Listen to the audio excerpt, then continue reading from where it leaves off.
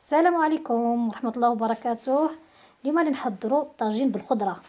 طاجين بالخضرة هاد النهار حضرته على طريقة جديدة على الحطب في الحديقة ديالي، قلت علاش ما نجربوش على الحطب.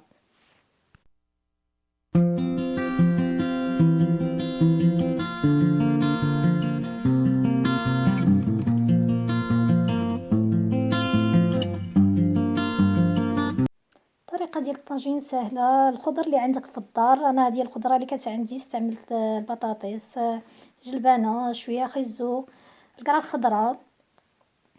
اي واحد يقدر يستعملها ولا ما تستعمليهاش، المهم الخضره اللي كتبغيها. بالنسبه للتوابل استعملت توابل الطاجين كيتباعوا في المرجان، واستعملت توابل الملحه، سكينجبير، الخرقوم، وشويه ديال الثومه، غبره، ثومه ناشفه. عندنا شويه ديال الزيت للطهي، شويه ديال زيت الزيتون، الماء.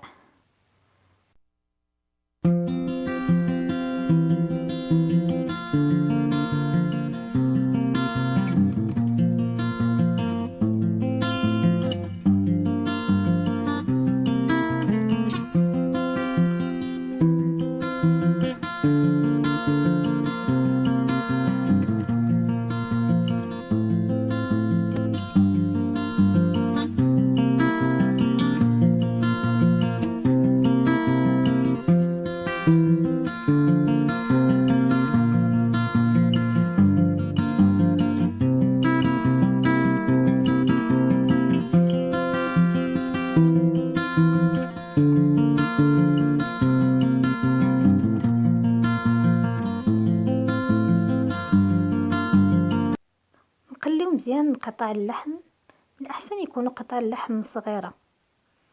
نحاولوا نقليهم مزيان.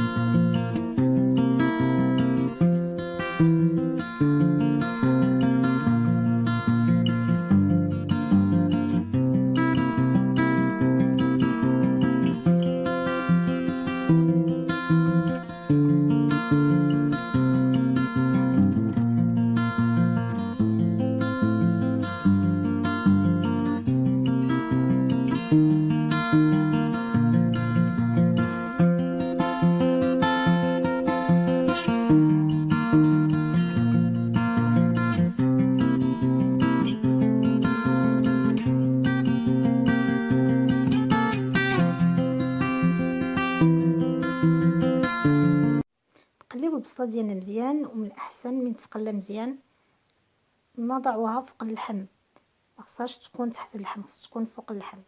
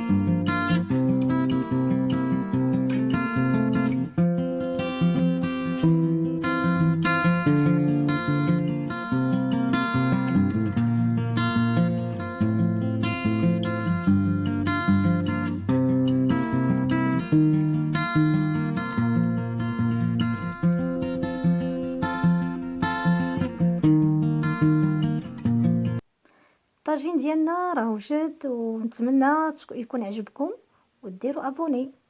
مع السلامة.